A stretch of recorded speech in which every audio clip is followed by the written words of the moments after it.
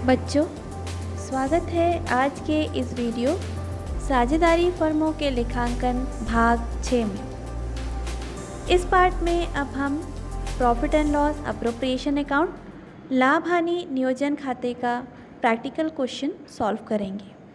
पिछली वीडियो में हमने profit and loss appropriation account के आधारभूत संरचना को समझा था, फॉर्मेट बनाया था और ये भी समझ लिया था कि डेबिट और क्रेडिट साइड कौन कौन सी चीज़ों को लिखा जाता है।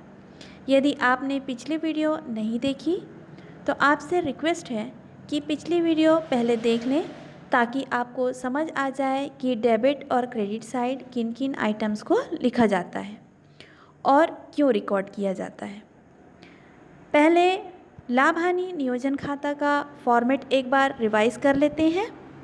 ये फॉर्मेट आपको याद ही होगा, profit and loss appropriation account, लाभ हानि नियोजन खाता। इस फॉर्मेट में क्रेडिट साइड में सबसे पहले हम लाभ को दर्शाते हैं जो कि हमें लाभ हानि खाते से प्राप्त होता है, यानी प्रॉफिट एंड लॉस अकाउंट से प्राप्त होता है। इसमें यह क्लियर रहना चाहिए कि इस लाभ में से सारे व्ययों को घटाया जा चुका है, लेकिन साझेदारों से संबंधित कोई भी व्यय यहाँ घटे हुए नहीं होने चाहिए। साझेदारों से संबंधित यानी पूंजी पर ब्याज, आहरण पर ब्याज इत्यादि घटे हुए नहीं होने चाहिए।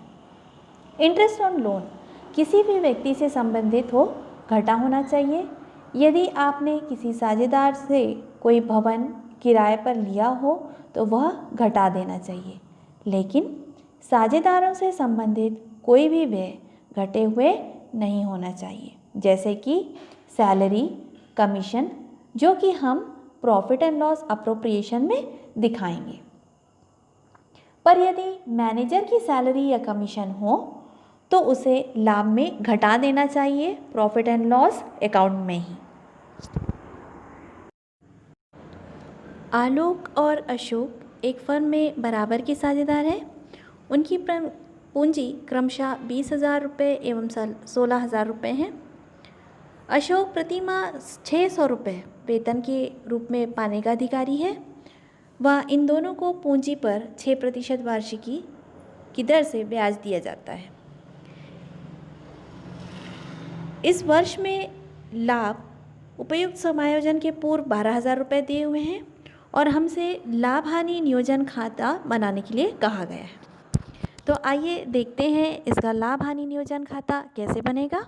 दिए गए प्रश्न के अनुसार सबसे पहले लाभ जो हमें लाभ हानि खाते से प्राप्त हुआ है वो सभी समायोजनों के पूर्व यानी साझेदारों को दिए जाने वाले वेतन एवं पूंजी पर ब्याज के पूर्व 12,000 रुपये है, यानी इसे हम क्रेडिट साइड दिखाएंगे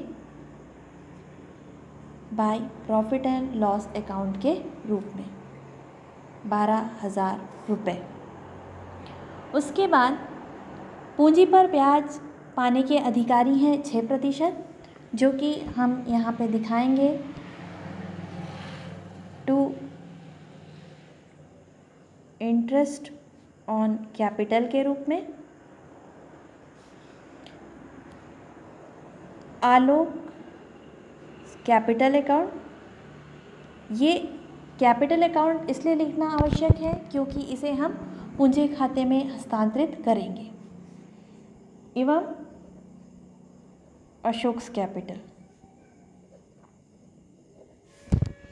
इनके कैपिटल अकाउंट के अनुसार आलोक का कैपिटल या आलोक की पूंजी है 20,000 रुपये। 20,000 का 6% वार्षिकी की दर से होगा 1,200 रुपये। इसी प्रकार अशोक का होगा 16,000 रुपये पूंजी के लिए 6%,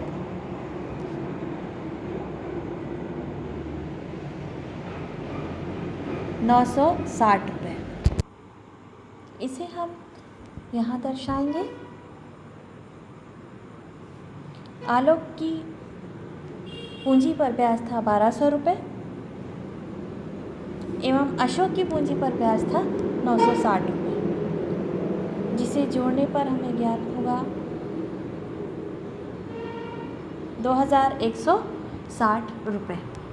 इसके पश्चात अशोक प्रतिमाह 600 रुपये वेतन पाने का अधिकारी था, यानी अशोक को जो वेतन दिया जाता था 600 रुपये प्रतिमाह के हिसाब से वर्ष का होगा 7200 रुपये, जो यहाँ दिखाया जाएगा to salary Ashoks capital.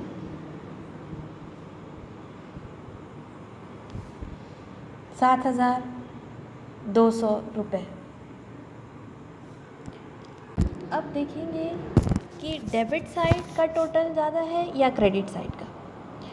Debit का योग है 9,360 एवं क्रेडिट का है 12,000, यानी क्रेडिट साइड आधिक्य है, इसीलिए हमें बैलेंस मिलेगा डेबिट में 12,000 में से 9,360 घटाने पर हमें प्राप्त होंगे 2,640 रुपये। ये है प्रॉफिट एंड लॉस अप्रोप्रिएशन से प्राप्त प्रॉफिट, जो कि दोनों साझेदारों के मध्य बांटा जाएगा उनके पूंजी खाते में, टू पार्टनर्स कैपिटल। क्योंकि ये दोनों बराबर के साझेदार हैं, इसलिए आलोक और अशोक दोनों को बराबर बांटने पर 2,640 रुपये 1:1 अर्थात 1/2 के अनुपात में बांटने पर इन्हें प्राप्त होगा 1,320 रुपये। 1,320 एवं 1,320 रुपये, जो कि कुल होते हैं 2,640। इस प्रकार से हमें profit and loss appropriation account बनाना है। आशा है आपको समझ आया हो। यदि कोई डाउट है तो आप कमेंट बॉक्स में कमेंट करके पूछ सकते हैं। धन्यवाद।